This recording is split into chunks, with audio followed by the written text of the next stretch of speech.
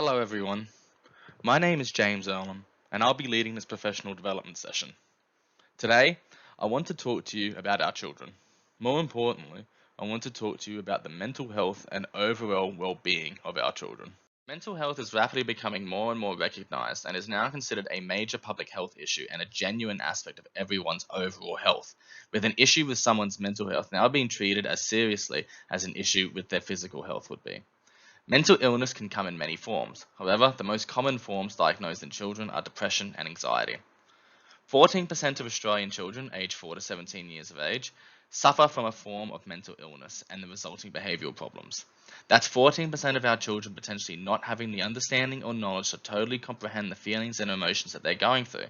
What's even more damning is that of those 14% of children who suffer, only 1/4 ever receive professional help and support. It is our obligation as teachers to support our students' learning and understandings of their emotions. And that is the crux of my presentation today.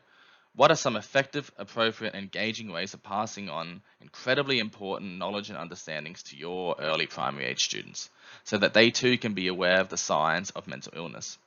I have prepared 3 resources to present to you all today that any teacher can employ in their own classroom and have great success with.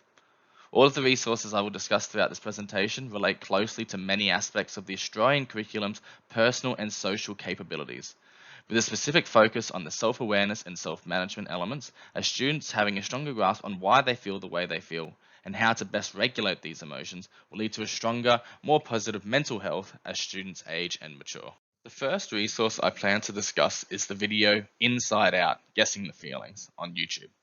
This video shows students a short clip of the movie's main character, Riley, displaying a particular emotion after an event or scenario as the personification of her emotions in her mind react to them.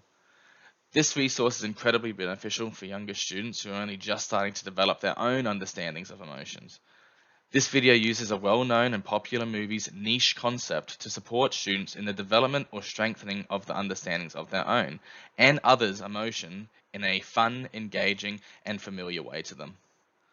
According to research done, children who learn how to understand emotions in themselves and others are better able to regulate their own responses to strong emotions. And helping children to identify and label their emotions is an important first step to a healthy well-being and positive mental health. And this resource assists in doing just that. The next resource I prepared to talk about are the Komochi's Mixed Bag of Feelings plush toys. These toys will be an invaluable resource in any early years classroom, as they present a plethora of different uses and ways to employ in your teaching. The bag contains 33 plush feeling dolls that faces show a visual representation of a matching feeling written on the back. These dolls can be left for students to naturally explore and investigate, hopefully in the further inquiry about all the different types of emotions that can be felt, or the teacher can use the dolls more explicitly.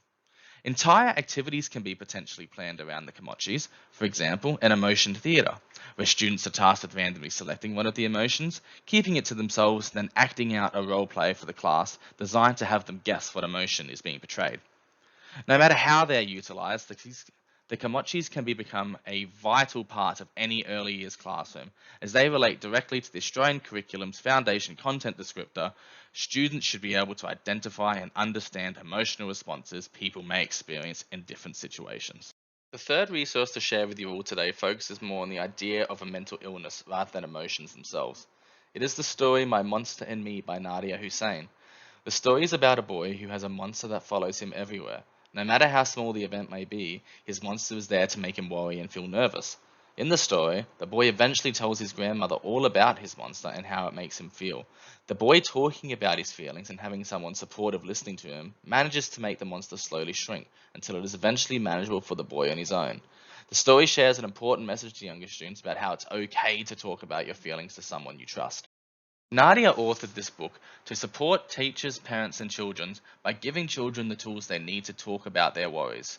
This story helps teachers to explain feelings of anxiety or worry to younger students in an age-appropriate, understandable way, using the monster as a visual representation of anxious feelings. It also helps students who may be currently feeling or may one day feel these feelings of worry or doubt to understand, and encourages them to speak up and seek help if they need it. Thank you all very much for your time today. I hope you can all take away something from this presentation and that the resources discussed can help you support your students' mental health and overall well-being.